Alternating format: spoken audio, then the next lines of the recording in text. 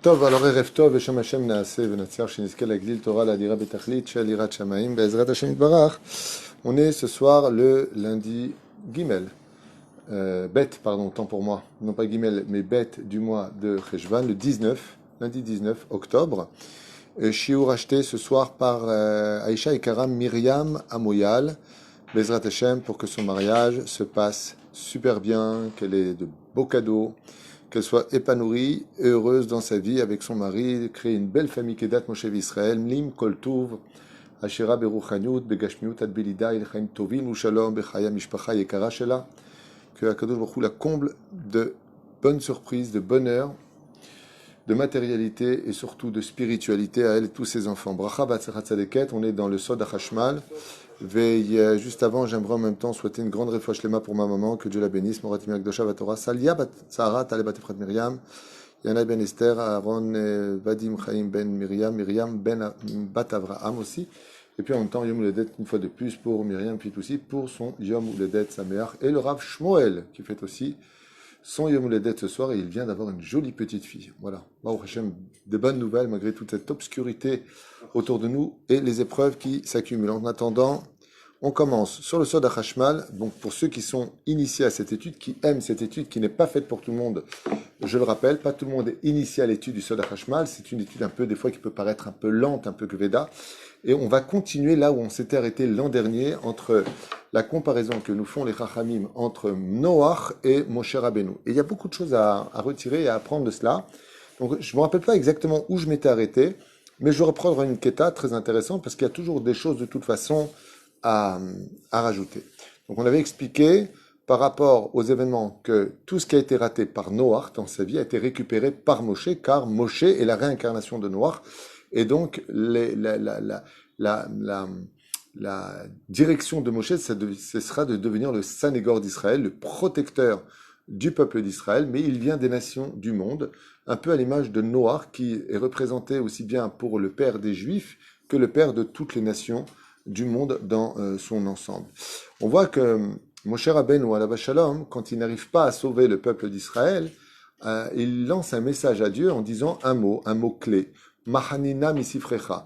Efface-moi si tu ne pardonnes pas au peuple d'Israël la faute du veau d'or, alors efface-moi Mahanina misifrecha, efface-moi de ton livre. En d'autres termes, Moshe sait très bien que s'il manque une lettre dans le Sefer Torah, c'est tout le Sefer Torah qui est pasoul. Mais le mot Mahanina, quand on l'écrit, on obtient les lettres du mot Menoach, les eaux de Noach, les eaux de Noé en français.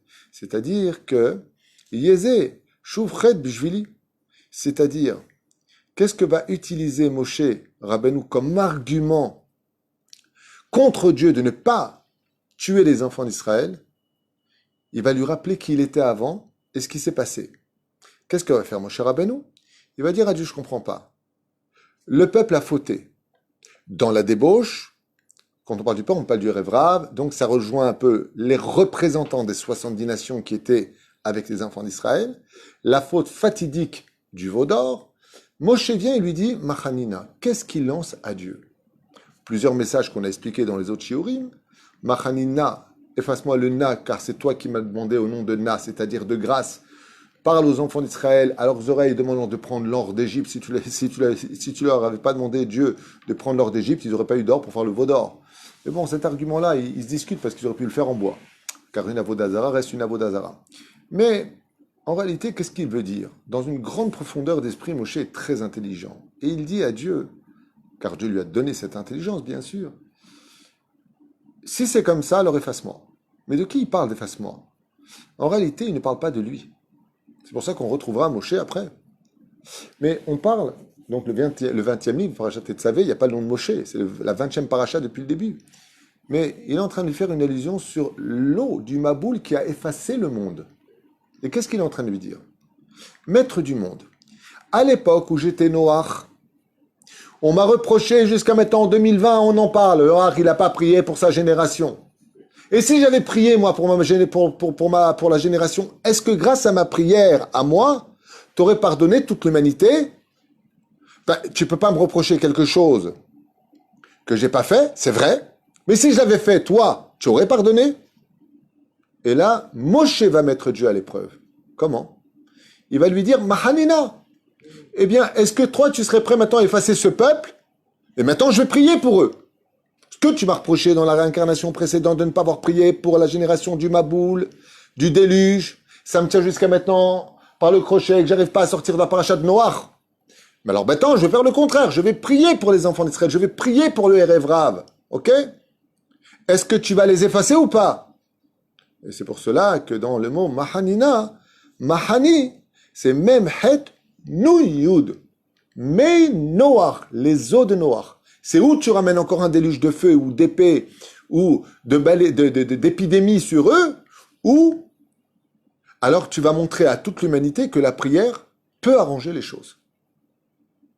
Puisque je te demande de leur pardonner. Et Akadosh Baruch Hu répond, oh oh, ok c'est bon, sans faire de jeu de mots, oh oh. Pour ceux qui ont compris, l'eau, le oh, parce que des fois je fais des blagues, donc qu'est-ce qu'il dit? Alors, qu'est-ce que ça veut dire? Il dit tout simplement, ça l'article varecha. Parce que si Dieu, par le biais de la prière, ne nous exauce pas quand il s'agit de sauver l'humanité, alors qu'est-ce qu'on pouvait reprocher à Noach? Donc toute la paracha de Noach n'a plus lieu d'être. Et c'est de cela dont il parle. Tu as qu'à donc effacer les eaux de Noach qui ont envahi le monde. En d'autres termes, on a reproché pour finir à Noach de ne pas avoir prié pour sa génération. Ouais. Donc le Sada Hashmal, il dit, Moshe va utiliser cet argument en disant, alors maintenant, et si je prie donc, t'exauces? Bah, ça sert à rien de reprocher quelque chose à quelqu'un que s'il avait fait, je n'aurais pas écouté de toute façon. Donc, il n'y a plus rien à reprocher. Donc, Noach ne reprend sa valeur de Noach avec son Maboul que si Moshe maintenant est pardonné pour le peuple. Sinon, c'est pas valable.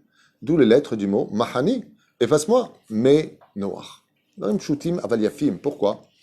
Parce que ça donne beaucoup d'arguments dans la prière. Vous savez, quand on parle à Dieu, la Gemara nous dit le but de la prière, c'est de convaincre Dieu, d'essayer de le battre. Alors des fois, c'est bien d'utiliser certains arguments de la Gemara, de ce qu'on entend à droite et à gauche. Maître du monde, dans les problèmes, tu as créé la prière, le dialogue, pour qu'on puisse s'arranger. Voilà, j'aimerais me marier, j'aimerais avoir un enfant, j'aimerais une meilleure parnassa.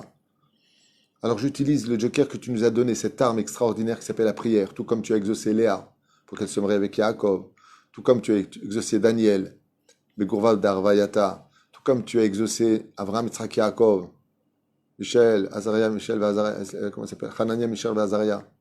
Tu écoutes la prière. Alors nous, on est petits, mais on se joint à eux. Et de prier Hachem, s'il te plaît, donne-moi. Ça sert à rien. C'est qui pour que je t'écoute?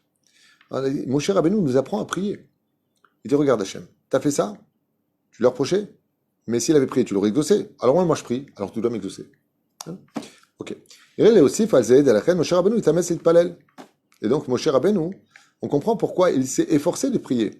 Gam Ovar Mitzrim, et y compris pour les Mitzrim. Pourquoi Moshe Rabbeinu Alav Shalom? Il a justement prié pour eux. Pourquoi pour les Mitzrim? Comment sont morts les Égyptiens, vous vous rappelez? La mer les a recouverts, l'océan. Ils sont morts noyés comme à l'époque du déluge. Mais qui il a tué? Il a fait une sélection. La prière de Moshe a permis aux Égyptiens qui étaient d'accord pour laisser partir le peuple d'Israël vivre en Égypte. Et la prière de Moshe a fait en sorte que les 600 chars soient investis d'hommes qui avaient de la haine contre le peuple d'Israël. Donc Dieu a fait une séparation entre les tzadikim et les Réchaïm dans cette histoire. C'est pour cela que les eaux les a recouverts. Et c'est ce qu'il dit. Non seulement il a sauvé les Hébreux du gourou divin parce qu'il y a eu la faute du Vaudor, mais il a aussi sauvé le Erev Rav que Dieu aurait exterminé parce que ce sont eux les investigateurs de la faute du Vaudor. Ce n'est pas les enfants d'Israël, c'est le Erev Rav. Le Erev Rav, c'est les représentants des nations du monde qui représentent le Kesher, le pont de liaison entre les nations et Israël. Très compliqué comme statut. Zman shekiblu et eser makot, she'aser hamaka me'alem, dezeh haya atikun shel Moshe Rabbeinu ba'olam. Et comme on le voit avec les Égyptiens aussi, c'est que les Égyptiens méritaient de prendre les 10 plaies, et c'est Moshe Rabbeinu qui va prier pour les plus grands Réchaïm de l'histoire, les Égyptiens qui adoraient verser le sang des Juifs, que Dieu nous protège, à cette époque de l'Égypte, et donc il va prier pour que Dieu retire les plaies. Car Moshe Rabbeinu était venu pour compléter ce qu'il n'avait pas fait dans sa réincarnation précédente en tant que noir. C'est pour cela que les 10 plaies ne pouvaient pas se retirer tant que Moshe ne priait pas pour cela, car ça faisait partie de son tikkun. Les palel, les boré olam, shelo yarog et velo shrit et adam, afin que l'humanité ne périsse pas, que comment dire, l'Égypte ne meurt pas complètement, car ça faisait partie de son tikkun et tzorer tikkun cheto shel Noach par rapport à Noach. Shechata bazé gam, je vais parler de la tzil et agoyim, car Noach aurait dû prier pour tout le monde. Quelque chose de très intéressant ici, en tant que juif, c'est que on apprend de ces versets-là que les juifs ne doivent pas prier que pour notre peuple. On doit prier aussi pour qu'il y ait le shalom dans tous les peuples. Arriver Bezrat Hashem à cette dimension de shalom universel. C'est ce qu'apportera le Mashiach. C'est pour ça que tout le monde l'attend, le Mashiach. Tout le monde attend le Mashiach avec un nom différent, mais tout le monde l'attend. On espère vraiment que on arrive un jour à l'osmose, l'harmonie de la paix universelle, mais dans tous les cœurs humains. Qu'il n'y ait plus de haine, qu'il n'y ait plus de jalousie, qu'il n'y ait plus de meurtre surtout, qu'il n'y ait plus de méchanceté, de vexation. Et la Géoula, c'est-à-dire la rédemption finale, est le rendez-vous fatal et définitif de cette situation. Pourquoi? Parce qu'on va repasser de la vie dans laquelle nous sommes aujourd'hui, qui veut se baser sur ce qu'on appelle la démocratie, pour retourner dans la hiérarchie de la monarchie. Mashiach, c'est pas que le roi d'Israël, ce sera le roi du monde. C'est pour ça que tout le monde est intéressé à ce que ce Mashiach vienne chez eux. Parce qu'il ne sera pas simplement le roi du peuple d'Israël, les nations du monde seront assujetties au Mashiach lui-même. Comme explique le Zohar. Kesher Nosav Kayem Ben Moshe le Noir. Top, on va avancer parce que je pense que ça, on l'avait déjà vu ensemble. Mais juste pour finir par rapport à ça, c'est pour ça que quand on voit, par exemple, où est-ce qu'a été enterré Moshe, au Har Nevo. Nevo, c'est Nun Bet Vav, Gematria Noir. C'est-à-dire qu'il a fini parfaitement son Gilgoul par rapport à cela. Maintenant, on va essayer d'avancer dans l'étude pour mieux comprendre certaines données. C'est là?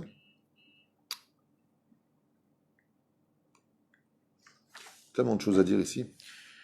Bikesh HaKadosh Baruch Hu liten et Torah ledor hamaboul. Alors, il faut savoir une chose, c'est que, en réalité, le Créateur du monde a voulu donner la Torah à la génération du déluge. Pourquoi? Parce qu'ils avaient énormément de connaissances. Seulement, lo ratzu le kabela. Qu'est-ce qui a permis à cette génération dont on parle à l'époque du déluge de ne pas recevoir la Torah? J'aurais voulu leur donner la Torah. Donc Noach, on voit qu'il était digne d'être le représentant de la Torah qui aurait pu être donnée à cette époque, de façon officielle. C'est la connaissance. C'est-à-dire que le fait d'avoir la connaissance et de la réformer, c'est-à-dire de ne pas l'accepter, de se mettre au niveau de Dieu, a malheureusement provoqué la débauche de l'esprit qui mène à la débauche de l'acte. Hein? La connaissance. Okay. Le manque de connaissance, c'est vite. Bien, disons que la connaissance leur a permis de pouvoir comprendre non pas les faiblesses de Dieu, car Dieu n'a pas réellement de faiblesse, mais de pouvoir contourner certaines données. Puisque le Créateur du monde lui-même s'est plié aux règles de la Torah. Comme on l'a vu quand Moshe prie, Dieu lui dit Ravlach. Ah, il suffit de pleurer, de prier, car quand une seule prière, je suis obligé de te faire rentrer. Ah, il fait ce qu'il veut, Dieu, s'il n'a pas envie de faire prier, rentrer après 1000 prières. Non. Il y a un système dans lequel Dieu s'est mis. Et quand les gens font marcher leur intellect avant la crainte du ciel, ça donne des catastrophes. C'est ce que dit Rabbi Hanania ben Dosa dans la 9e Mishnah du 3e chapitre de Masechet Avot. Kol sheirat cheto kodemet lechokmato, chokmato mitkaimet. Tant qu'une personne a de la crainte avant de l'intelligence, c'est une intelligence qui perdurera. Aval. Kol shechokmato kodemet leirat cheto, tant que les analyses de l'homme passeront avant la crainte du ciel, c'est-à-dire la soumission à Dieu, d'accepter la Torah comme vérité absolue. C'est pour cela que le 111e Tehillim, 10e verset, nous dit que qu'est-ce qu'on appelle réellement le début de l'intelligence? Ce n'est pas la connaissance, c'est la crainte. Sheneemar, Reshit Chochma Yirat Hashem. Le début de l'intelligence commence par la crainte du ciel. Tehillim 111, tout le monde connaît. Ok. C'est lequel? לכן, לכיוון שהיה להם נוח, יכלו לקבל את התורה דרך נוח, שהוא משה. Et pourquoi vous allez me dire maintenant, quoi, Noach, il aurait été digne de donner la Torah? Mais je vous rappelle que Moshe, c'était Noach. En d'autres termes, que Noach s'est réincarné en Moshe Rabbeinu. Et comme Moshe a donné la Torah, on voit très bien que Noach aussi a pu être le leader de celui qui donne la Torah. Ah, Shelo Iskimu Kiblu Maboul. Et donc, qu'est-ce qui est appelé comme surnom à la Torah? En Maïm et la Torah. Il n'y a pas d'eau, si ce n'est que la Torah.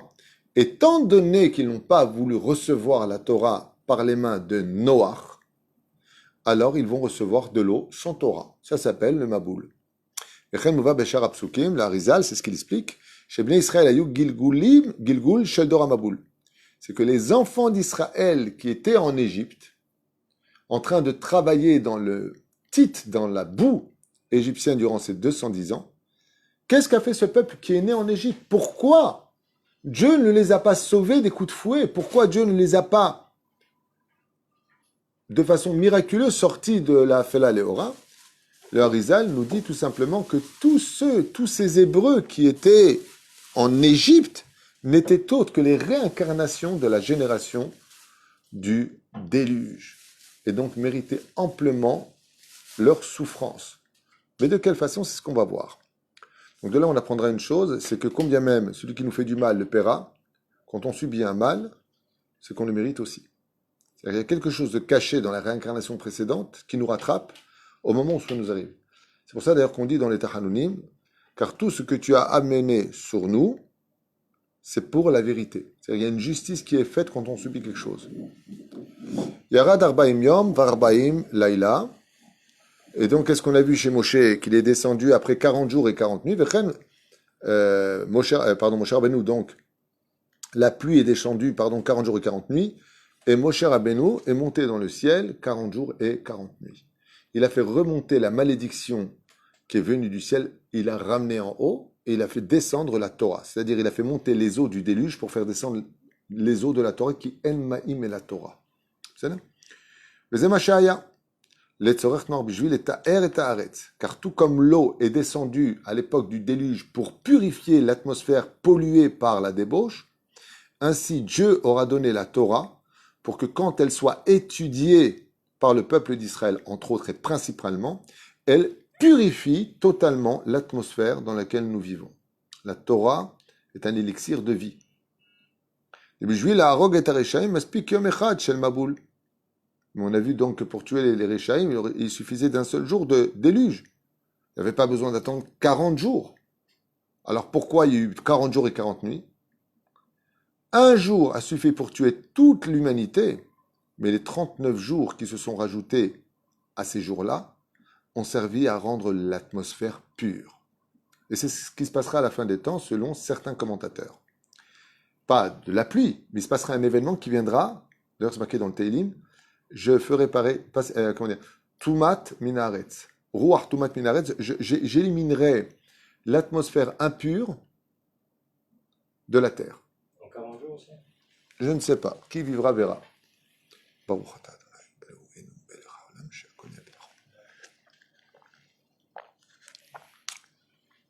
וכך המים רוחניים הם תורה.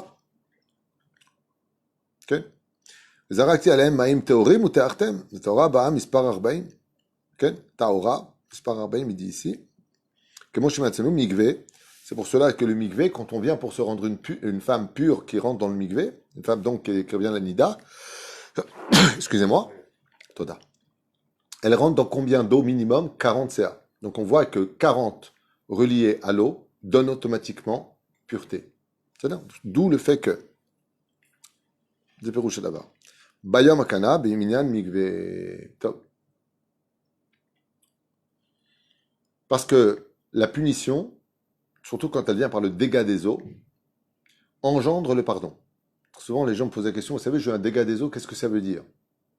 Les Tunisiens, ils ont l'habitude de dire, ouh, c'est de l'abondance. Dans la Kabbale, quand on a un dégât des eaux, c'est que Dieu nous a pardonné quelque chose, une faute qu'on a fait. C'est pour ça que si vous prenez la gematria du mot employé par la Torah, Vayehi Hamaboul, et il fut le déluge, c'est gematria slicha, qui veut dire pardon.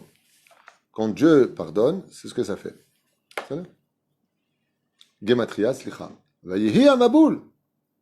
Quand on a un déluge d'épreuves qui s'abat sur l'homme, les uns après les autres, au point de ne plus pouvoir respirer, comme quand on est dans l'eau, on ne peut plus respirer, c'est qu'Akadosh Baruch Hu, il a besoin que tu te fasses pardonner de certaines fautes que tu as faites, et donc c'est comme quelqu'un qui est en pleine opération chirurgicale.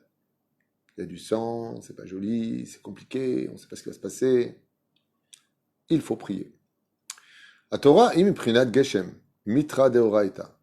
Comme c'est marqué là-bas, il ramène dans le Zohar HaKadosh parashat Bereshit, il dit mitra deoraita. La Torah est une pluie, en d'autres termes. Comme c'est marqué, Teom Rabba Va'arubot, comme c'est marqué, Nifka'u Kol Mayanot Teom Rabba Va'arubot. Donc on a vu que quand Akadosh il a amené les eaux sur terre, comment c'est marqué, Teom Rabba Va'arubot, Hashamaim. Il a ouvert les cieux d'en haut pour faire descendre l'eau sur terre, pour les séparer. Attends, juste un instant, je vais donner le pareil parce que les gens, quand je ne réponds pas, ils ne comprennent pas que je suis occupé. Je vais lui faire comprendre que je suis occupé. Eh bien, regardez bien comment le verset nous dit. Donc, on est dans le chapitre, par exemple, Zaïn, verset 11. Teom, ça commence par la lettre Taf. Rabba, Resh, Va'arubot, Vav, Hashamaim, He, Torah. ויהיה המבול הברים יום והארץ וירבו המים ויישאו את התיבה ותהום מעל התיבה. זה פירוש הדבר. וזה פירוש שהקדוש ברוך הוא... טוב, לא יודע, לא משנה.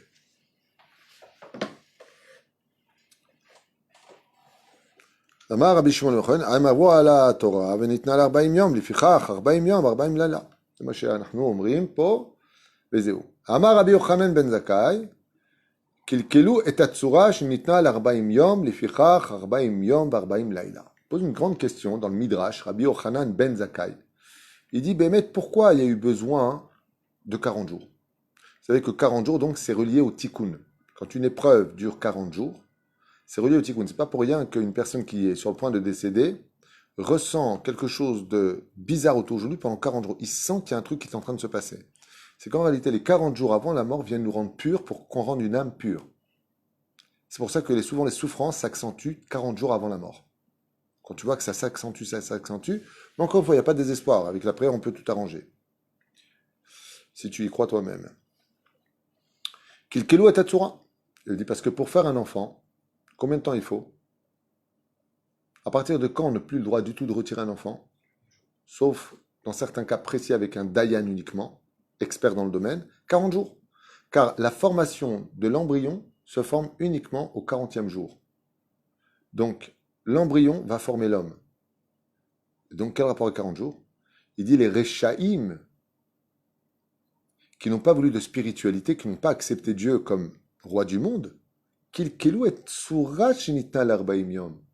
ils ont déformé le visage de l'humain que Dieu avait créé. Ils ont reçu une punition de 40 jours. Torah nitna l'arba'im yom, shamal notzra barbaim. Oui, comme il y a marqué ici, que la Torah a été donnée après 40 jours et la Neshama a été concrétisée après 40 jours aussi. Oui, shegam Torah gam amabul nitnu barbaim yom, keneged arbaim yom shel yetzirat habalad. Car avant que l'enfant ne se concrétise en tant qu'embryon dans l'eau, 40 jours vont se passer, il n'y aura pas encore d'eau. Il y a juste un embryon. Dès que l'embryon se forme la poche dans laquelle l'eau, apparemment, va être accueillie selon ce qu'il explique ici, si j'ai bien compris. Je ne suis pas médecin, mais il explique ici que seulement après, il y a cette poche qui commence à se concrétiser. Maintenant, Torah, Amaim gavru me'od me'od, vechamesh esre amaim ilemala gavru amaim. Donc de 15 amot, soit 7 mètres 50. 15 amot, ça fait combien 15 amot? Non, ça fait 14 mètres et demi. Non? Une amas, c'est 50 cm. Oui, 15 amot. Ça fait 7 mètres 50. 7 mètres 50. Anochi loye mipi gvora agvora, donc il dit ici, vatelech ateva al pene amaim. Ateva. Alors maintenant, je voudrais juste finir avec un très beau passage du Sod HaChashmal ici. Vatelech ateva al pene amaim. Et on a vu que l'arche dans laquelle était Noach voguait sur les eaux. Aïnou, shateva gashmit alcha beshata al amaim gashmim. C'est bizarre parce que l'eau, pourquoi est-ce qu'on dit que l'eau est comparée à la Torah? Parce que l'eau, c'est quelque chose qui est spirituel ou matériel. C'est très difficile à définir. Parce que l'eau vient du ciel. Donc, elle est spirituelle, quelque part. elle montre un aspect spirituel, elle vient du monde d'en haut. Mais elle est matérielle, parce qu'on la boit, parce qu'on l'urine, parce qu'on peut la tenir, elle est matérialisée. C'est ce qu'il explique. Il dit l'eau, elle est dans une dimension très spéciale.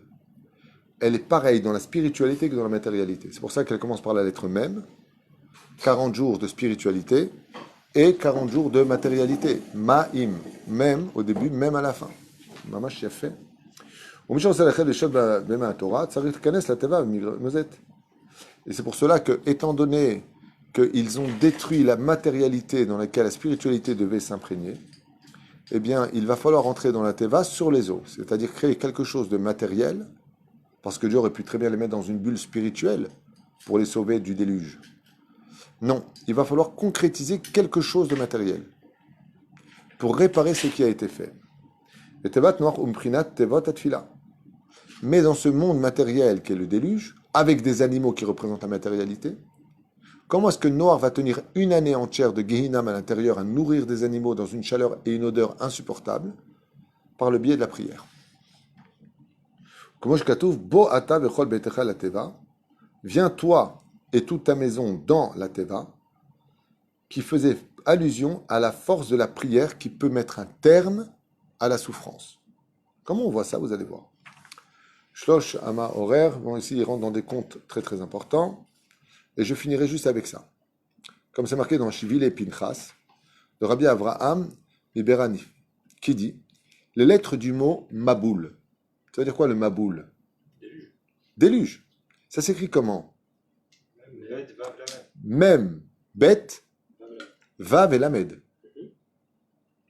Ce sont les initiales de Maved Vehayim Beyad Alashon. La mort et la vie sont dépendants de ta langue. Et qu'est-ce que c'est la langue? C'est un muscle. Et pour que ce muscle puisse vivre, donc une matérialité, qu'est-ce qu'il lui faut? De la salive, de l'eau. C'est pour ça que la langue est un des membres principaux du corps humain. C'est elle qui parle. C'est elle qui fait de nous la différence entre les animaux, Diankelos, et les hommes. Nefesh et Ma'alela. La reine, c'est Mashou Kotev. La reine, Brit Ma'or ou Brit Lachon. Comme c'est marqué. Par le biais de la prière, on peut éviter beaucoup de soucis dans la vie d'un homme. Car qu'est-ce qui a provoqué, comme on l'a vu ce matin, que le monde n'a pas pu être sauvé? Le manque de parole de Noach. Pas assez de prière. Qu'est-ce qui a permis aux 10 plaies d'être cessées? C'est la parole de Moshe Rabbeinu. Et c'est pour cela qu'on verra quelque chose de très important qu'on a oublié. Moshe n'appelle pas de problème au niveau de la langue. Il y a marqué Aral Sfataim. Ses lèvres auraient eu un problème, à ce qui paraît. Mais sa langue n'avait pas de problème, ce qui fait que Moshe pouvait tout à fait prier. Alors, est al shel lashon. Beyad alashon. La prière dépend de notre langue. Je profiterai juste comme ça, en m'adressant à celui qui veut entendre uniquement. Je ne suis pas là pour juger une fois de plus. Comme je le dis souvent, celui qui n'accroche pas à mes cours, je le respecte. C'est son droit, on ne peut pas plaire à tout le monde. Mais celui qui me fait confiance dans mon enseignement et qui connaît mon intégrité et mon amour pour chaque juif, comprendra parfaitement que les conseils que je donne, je les applique d'abord moi-même et qui sont vraiment valables parce qu'ils sont référencés par nos rabbanim. Faites très attention, comme tout à l'heure j'étais chazan pour Mincha Yarvit, j'arrive pas à comprendre, à propos de la prière, comment je suis même pas à la moitié de la prière, alors qu'il y en a qui ont commencé après moi et qui ont fini la prière. Je ne pense pas qu'ils lisent plus vite que moi, avec tout le respect que je dois à tout le monde. Donc c'est, même s'il finit un peu avant, mais comment tu peux finir bien avant? Je suis pas arrivé à Shema Kolenu, personne n'a déjà fini. Et tout de suite, il plonge sur son portable. La langue nous a été pour être prononcée. Tfila. Faites très attention à cela. Et ça, c'est marqué dans la paracha. Va'asut tsoar la teva. Mazet tsoar. Il y en a qui disent une fenêtre, il y en a qui disent de la lumière. Mazet tsoar. Teva, ça veut dire deux choses en hébreu. Ça veut dire l'arche dans laquelle était noir, mais ça veut dire quoi une teva? Une lettre. Donc si je reprends maintenant au niveau du drage de l'explication de ce que veut nous dire la Torah. Va'asu tsoar la teva. Ça veut dire quoi? Mets de la lumière entre chaque lettre. Qu'est-ce qui se passerait dans un Sefer Torah si une seule lettre de tout le Sefer Torah toucherait une autre lettre? Ça ne le rendrait pas saoul. Vous voyez bien que dans le Sefer Torah, chaque lettre est entourée d'un blanc. Il y a de la lumière autour de chaque lettre. Quand nous on prie le Birkat Hamazon, une bénédiction sur un fruit ou sur une boisson, quand on arrive dans la Mida, quand des fois je peux l'observer aussi, le Seder des Korbanot, je pense le dire quand même assez vite. Il est beaucoup plus vite que moi, c'est sûr. Mon fils, par exemple, il est beaucoup plus vite que moi, Yehuda, que Dieu le bénisse. Mais il va finir quoi? 2 minutes avant moi? Pas un quart d'heure avant moi. Comment? Comment? C'est avaler l'émotion. Tout est avalé. Et si vous observez bien le déluge dans la vie d'un homme, ben, il lui crée de la boue. Quand quelqu'un va mal, il dit je suis dans la boue, je suis dans le pétrin. C'est-à-dire qu'il y a une coagulation dans la pâte qui m'empêche de me relever. Tetaknu et zé. Letaken et zé. De venir prier vraiment avec conviction, avec amour, dialoguer. Moi, j'aurais enlevé le mot prière pour remplacer le mot dialoguer. La prière, c'est un dialogue. C'est un dialogue. C'est expliquer, quand tu veux être compris par quelqu'un, que c'est très important pour toi. Comment tu vas lui parler? Bonjour, je suis content de te voir parce que je voulais parler de mon problème, parce que j'ai un truc qui était rapidement, il est venu mardi, mais parce que le soir, qu'est-ce qu'il dit? Mais qu'est-ce que tu racontes? J'ai même pas envie de t'écouter, c'est sûr, on comprend rien ce que tu racontes. Oui, mais enfin bon, on n'a pas le temps, puis on répète les mêmes mots. Non, on répète pas les mêmes mots. Les mots aussi se répètent, l'âme et l'émotion qu'on y met ne sont pas les mêmes. Quelqu'un m'a dit, ouais, mais j'en ai marre de la prière, c'est tout le temps la même chose. Je lui ai dit, t'as raison, arrête de manger, c'est tous les jours la même chose. Il me dit, non, mais quand on mange, il y a des goûts différents. Je lui ai dit, bah, c'est à toi de mettre du goût dans ta prière. Rien. Faites très attention, va sous la teva, mettez vraiment. Alors d'autre côté, pas des chanteurs d'opérette, pas 3 heures. Et Non, comprendre ce qu'on dit déjà au moins. bon, comprendre encore ce que l'on dit, c'est important, c'est essentiel. C'est ça l'âme de la prière, c'est de comprendre ce que l'on dit. Mais même prononcer. Ici, bon, je vous donne un exemple. Il y a marqué Aaron Abrit. Aaron? Non. C'est marqué Aaron Habrit. C'est un He, c'est pas Abrit avec un Aleph. Les lettres portent plainte contre l'homme. Ça, prononcer, prendre le temps de prononcer les mots. Hein. Très important de comprendre que la force de la prière s'exprime comme le marque la paracha de Vaïtranan. Okay? Vaïtranan Moshe, Baet Haï, les morts. Les morts veut dire en ces termes. Quels termes? Moshe, pourquoi la Torah a besoin de dire qu'il était bègue? Pour dire que de prononcer pour lui, c'était très dur. Et sur quoi il s'est particulièrement appliqué? Sur la prononciation. Shtadel, mila bemila. Shema kolenu, pas Shema kolenu. Shema kolenu, ça veut dire de peur t'écoutes ma voix. Ça veut dire n'écoute pas ma voix. Shema, en hébreu, ça veut dire de peur que. C'est pas marqué Shema kolenu. Shema, aïn. C'est assez moulève. C'est assez moulève les yeux. Prenez une bracha. Vous allez prendre un verre. Dans le verreau. Hier, j'étais avec quelqu'un. Devant moi, il prend un maisonnote dans les mains. Je juge pas, encore une fois, mais je dis ça par amour. Moi, encore une fois, j'ai rien à gagner. Qu'il fasse comme ça, je suis ni son père ni rien, je m'en fous. Voilà. Même le bout des lèvres, il n'a rien dit. L'âme. L'âme.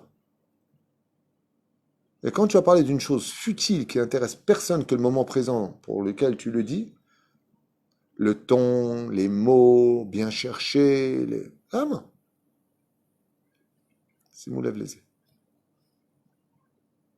Une prière qui vient du cœur. Une prière qui est bien parlée. Je dis souvent aux gens, tu ne parles pas l'hébreu, parle le français, Dieu comprend toutes les langues. Parle le chinois si tu veux. Parle le hongrois, il comprend tout Dieu. Mais parle avec ton cœur, parle avec des mots. Parle avec des mots. Vous verrez que dans l'Aïd Bodhidout, ce qu'il y a d'extraordinaire, donc qu'est-ce que c'est l'Aïd Bodhidout? C'est le fait de s'isoler avec Dieu. Il est très rare de voir de l'Aïd Bodhidout sans larmes.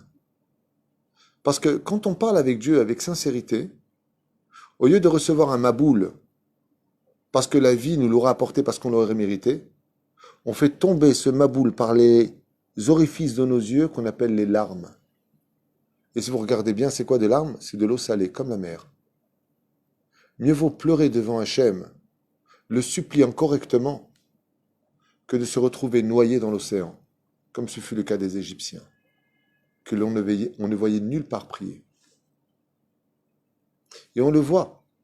Quand Abimelech se retrouve dans la pagaille, lui et tout son peuple ne pouvant plus produire, tout stérile était. Dieu lui dit, va chez Abraham et demande-lui qu'il prie pour toi car il est prophète. Lech le Avraham veitpalel ba'adecha ki hu navi. Il est prophète. C'est-à-dire quoi il est prophète? Et toi, tu ne peux pas prier? Si moi je viens te voir pour un problème, tu vas aussi bien expliquer que moi qui le vis. La meilleure façon d'être écouté quand on a un problème, c'est de raconter soi-même à Dieu.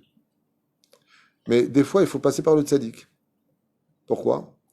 Parce que le tzaddik, il sait comment prier. Il sait comment parler à Dieu. Il sait comment rentrer en contact avec Dieu. Et comment on rentre en contact avec Dieu? Avec la simplicité de l'être. Il n'y a pas plus grand que d'être simple. Il n'y a pas plus compliqué, je dirais, dans cette génération, surtout, que d'être simple. Les gens ne sont plus simples, ils sont devenus compliqués. Alors que la pashtout, comme nos grands-mères savaient parfaitement prier. Ah, ya Rabbi, Bezrat Hashem, regarde le ciel, tu la filmes de loin, tu l'enfermes dans un asile psychiatrique. Avec qui tu parles comme ça? Mais mot par mot. Voilà, miskin, mon fils, il va avoir 40 ans, le bon Olamim. Voilà, il n'est pas encore marié. Bezrat Hashem, toi tu peux tout faire, Hashem. Voilà, tu as fait pour ma cousine, elle s'est mariée. Voilà, tu as fait comme ça. Comment il parle doucement? Et t'entends dans l'année Mazel Tov. Il savait parler. Palais les boré olam. Tassim ou lève les yeux. Car si ce n'est pas un déluge de salive dans la bouche qui va faire agir notre langue pour qu'elle parle dans un espèce de rouage parfait, eh bien des fois le monde s'effondre parce qu'on manque de prière. On manque de prière. Aujourd'hui, il y a une énorme incitation à la haine du judaïsme, de la Torah. Énorme ce qu'on est en train de vivre. Énorme. Je ne peux pas en parler, ce n'est pas le sujet d'aujourd'hui, mais énorme. Et j'en parlais tout à l'heure avec mon fils, qui se sent un peu vexé de ce que l'on est en train de vivre en tant que religieux sur la terre d'Eretz Israël. Je lui dis, il y a deux façons d'agir. Ou avoir de la haine, et on va commencer à se cracher dessus les uns sur les autres. Ou deuxième option, bonit palel aleem, cher Zorobit Chouva. Il m'a dit, tu penses vraiment qu'ils vont faire tes chouvas? Je lui ai dit, si tu n'y crois pas, Dieu n'y croira pas. Tartit palel mikol alev.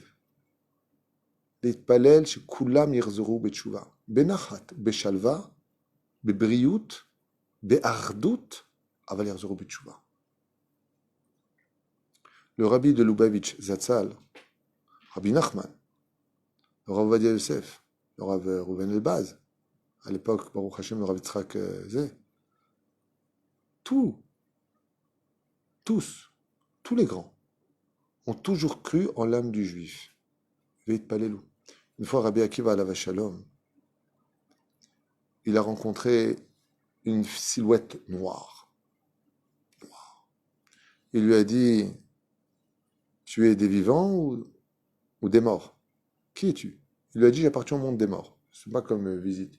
Le mec, il marche et tout, il voit une silhouette noire. Il dit, moi, t'es un de chez nous ou t'es mort, toi? Il lui a dit, non, je suis mort.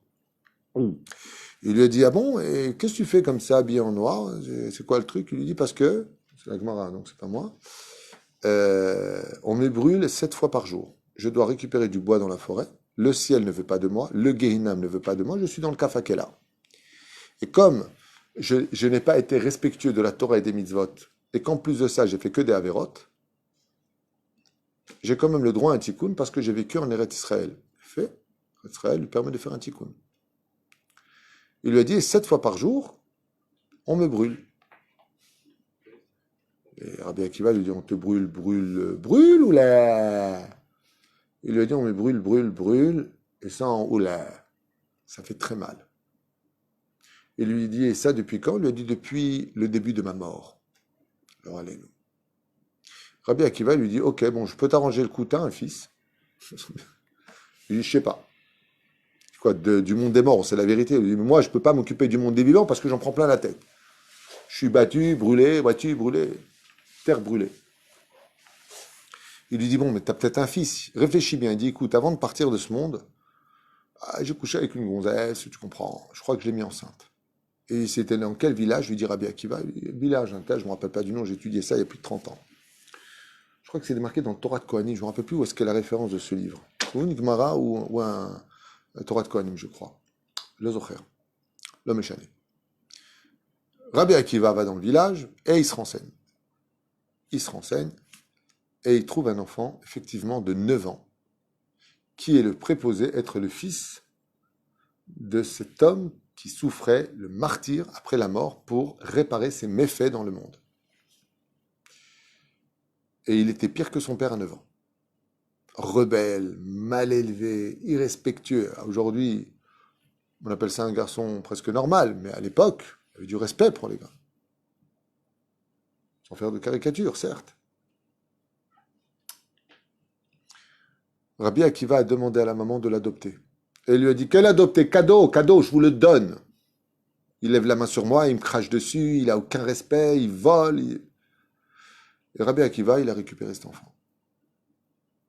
Et il a essayé de lui donner le réconfort d'un enfant, l'amour pour un enfant. Un enfant a besoin d'amour, il a besoin d'être guidé, d'être canalisé. Il avait tellement de clipotes sur lui. Il était né de la semence d'un homme tellement rachat que dans son sang, dans ses veines, il était rachat. Comme on dit que les maladies se transmettent aussi, il y a le côté génétique. Les gènes des clipotes du père ont pénétré les gènes de l'enfant. Qu'est-ce qu'a fait Rabbi Akiva d'après vous? Vayatsum arbaim yom varbaim laila. Rabbi Akiva a jeûné pour l'enfant 40 jours et 40 nuits pour lesquels il s'est mis à prier de toute son âme. Il y en a qui disent 40 jours, 40 nuits, il y en a qui disent arbaim yom, c'est manger uniquement le soir et jeûner toute la journée 40 jours d'affilée. Pourquoi? Il a dit Ribono shel olam. Il faut lui faire un karcher à l'âme. Il faut le renouveler. Pour renouveler, qu'est-ce qu'on a dit? Chiffre 40. Il a prié 40 jours à grandes larmes, comme si c'était son fils à lui. Après 40 jours de prière et de jeûne, l'enfant s'est totalement assagi. Il a reçu une aide du ciel. Rabbi Akiva lui a enfin appris à lire. Et pour la première fois de sa vie, il est venu prier Arvit. Il était en train de faire Arvit. Et quand il a dit Baruchu et Hashem et Mevorach, Rabbi Akiva s'est assoupi. Et il voit venir en rêve ce même personnage que l'on brûlait, que l'on frappait pour ses méfaits, venir dans un habit de lumière extraordinaire et il sortait du Gan Eden. Il a posé la question, on lui a dit, mais comment t'es passé du Kaf à Kéla, t'es même pas passé par le Gehinam? Il a répondu, quand mon fils a dit de tout son cœur, Barechu et Hashem Amevorach, on m'a projeté du Kaf à Kéla directement au Gan Eden par le mérite d'une seule phrase de mon fils qui a fait Teshuvah. Vous savez ce qu'il y a d'extraordinaire dans ces récits? C'est que non seulement ils sont pure vérité, mais moi ce qui me fait toujours rire à l'intérieur, c'est que celui qui y croit pas, il le verra.